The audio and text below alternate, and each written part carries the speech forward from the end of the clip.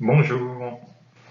Aujourd'hui, nous allons commencer le second chapitre et dans ce chapitre, nous allons étudier une notion particulièrement importante des mathématiques, notion sur laquelle nous reviendrons plusieurs fois cette année et qui prendra une importance particulière au lycée, la notion de fonction.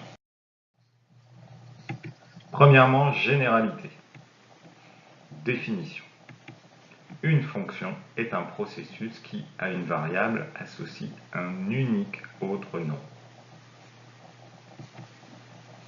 Et une fonction modélise mathématiquement une dépendance entre deux grandeurs. Ça, nous pourrons le voir et l'illustrer plusieurs fois dans les exemples de ce chapitre. Pour fixer un peu les choses et aider à la compréhension de cette définition, nous allons introduire des notations. Si on note f la fonction, donc le processus, et x la variable, alors on peut noter que f, c'est le processus qui, à la variable x, lui associe le nombre f de x. Donc, au nombre de départ, x, elle lui associe le nombre d'arrivée, f de x. Vous avez bien noté que, avec la notation précédente, on lit f entre parenthèses x se lit f de x, et f de point x flèche f entre parenthèses x se lit la fonction f qui, à x, associe le nombre f de x. Donc, si je reprends un peu la définition, ici vous avez bien noté que dans la définition en rouge, il y avait unique. À une variable, on lui associe un unique autre nombre, ce qui veut dire que à un nombre x fixé, choisi au départ, il y a un unique nombre f de x qui lui est associé. Ça c'est important et nous le reverrons dans un exemple un peu plus loin. Premier exemple. On considère le programme de calcul suivant. Prendre un nombre, multiplier ce nombre par 5, retrancher 8 au résultat précédent, multiplier le résultat précédent par 2 et afficher le résultat. Programme de calcul classique. Prenons comme nombre de départ le nombre 4.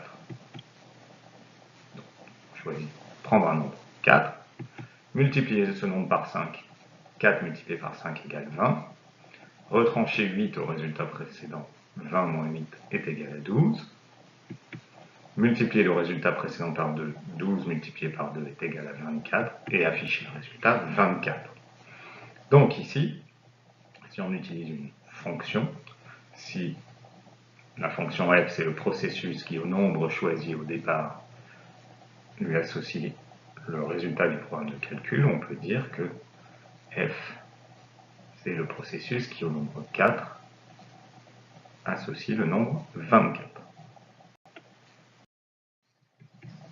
Allons dans l'autre sens maintenant. Retrouver le nombre de départ si le nombre affiché est 14. Donc le résultat du programme de calcul est 14, et on se demande quel nombre on a pu choisir au départ. Donc pour ça, la démarche est classique, on va remonter le programme de calcul. Le nombre d'arrivées est 14. Donc, sachant que la dernière opération du programme de calcul, c'est multiplier par 2, pour remonter ce programme, il faut faire l'opération inverse, c'est-à-dire diviser par 2. On obtient 7. Ensuite, il faut faire l'opération inverse de retrancher 8. Donc on va ajouter 8.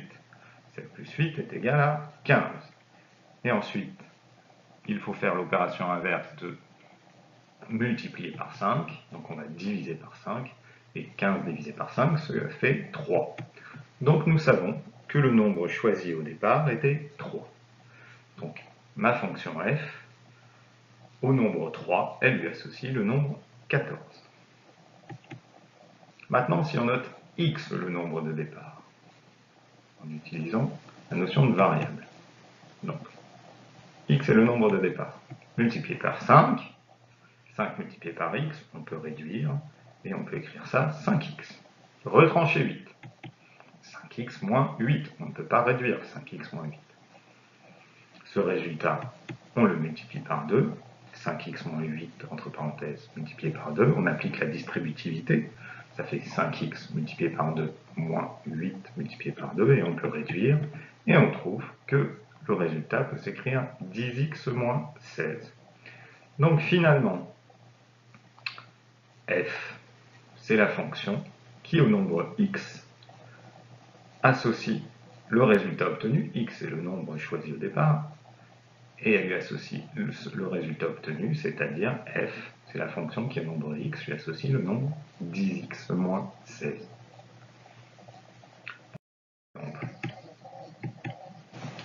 Cette fois, g est la fonction qui a un nombre associe son carré plus 1. Donc un nombre de départ, elle lui associe le nombre d'arrivée, qui est le carré du nombre de départ plus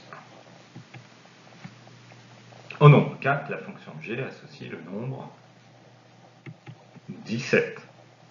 Parce que 4 au carré c'est égal à 16, plus 1, ça fait 17. Au nombre 5, la fonction g associe le nombre 26. Car 5 au carré c'est égal à 25, plus 1, ça fait bien 26. Donc vous voyez que si je choisis le nombre 4 au départ, le nombre d'arrivée est 17. Il est fixé. Il est unique. Si je choisis un nombre 5 au départ, le nombre d'arrivée est 26. Il est lui aussi fixé, unique. J'ai vu la manière dont je vais le calculer. Il y a un seul résultat possible. Maintenant, ça va être un petit peu différent. Le nombre 50 est associé à quel nombre? C'est-à-dire, si le nombre d'arrivée est 50, quel nombre je peux choisir au départ? Et bien là, on se rend compte qu'il peut y avoir plusieurs possibilités. Première possibilité, le nombre 50 peut être associé au nombre 7. En effet, 7 au carré plus 1, c'est bien égal à 50. 7 au carré, ça fait 49, plus 1, 50.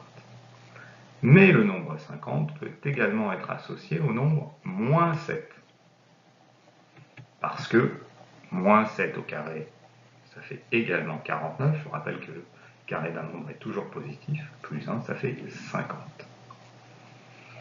Donc vous voyez sur cet exemple que à chaque nombre de départ est associé à un unique nombre d'arrivées. Mais par contre, à un nombre d'arrivées peut être associé plusieurs nombres de départ. Et ça, nous en reparlerons plus tard dans la suite du chapitre. Bien, ici, si on veut un peu modéliser la fonction g a un nombre x et elle lui associe le nombre x au carré plus 1.